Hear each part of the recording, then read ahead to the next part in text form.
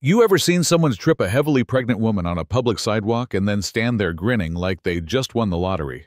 Yeah, that happened. My cousin, Sofia, was 5 months pregnant, gently strolling through our neighborhood, hands cradling her belly, when this woman, let's call her Karen, decided she didn't belong here. She stuck out her foot like a trap and sent Sofia crashing down.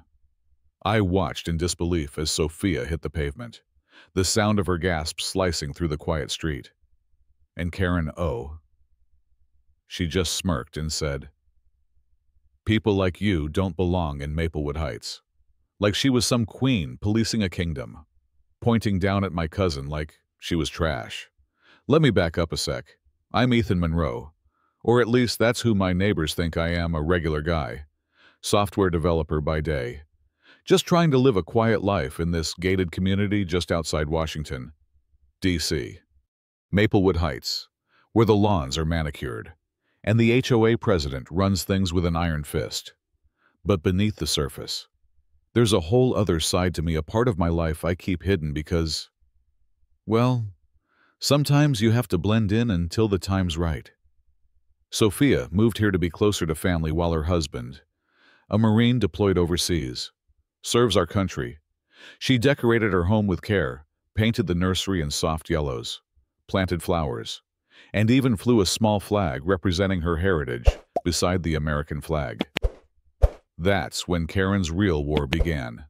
Karen was every bit the stereotypical HOA queen, mid-50s.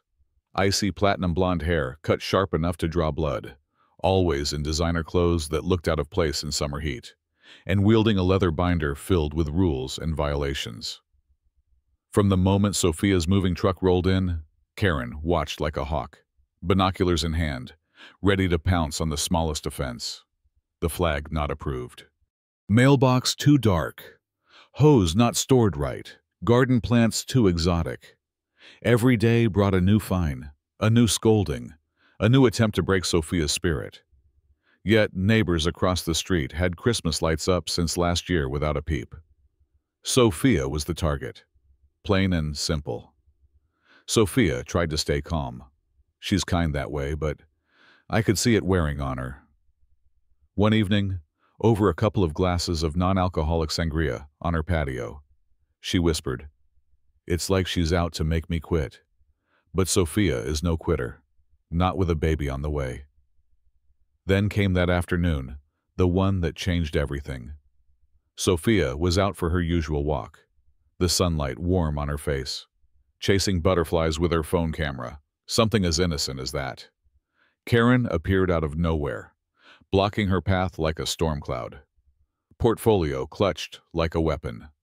Words were exchanged, accusations of loitering and photographing community property thrown like grenades. Sofia tried to step around her. And that's when Karen tripped her.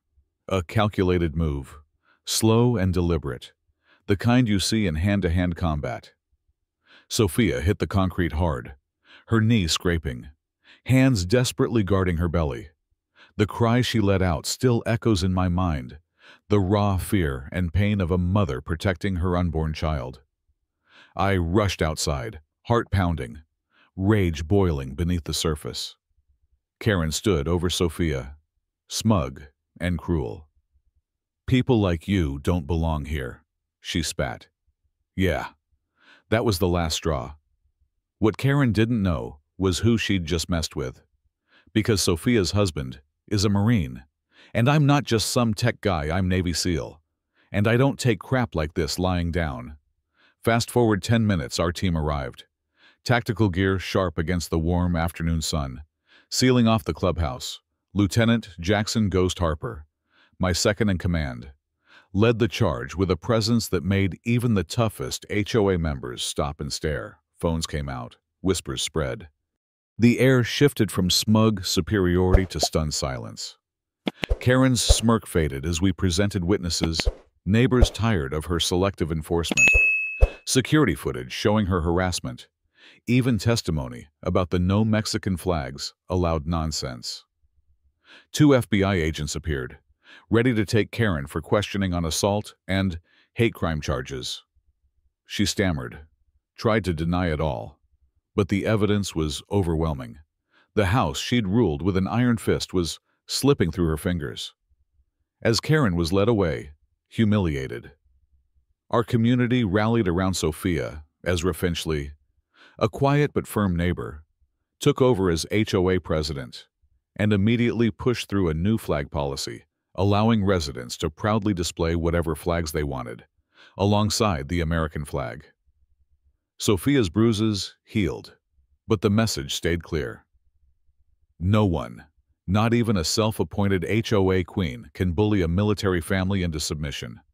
So, what do you think was sending a SEAL team overkill, or exactly what that bully needed?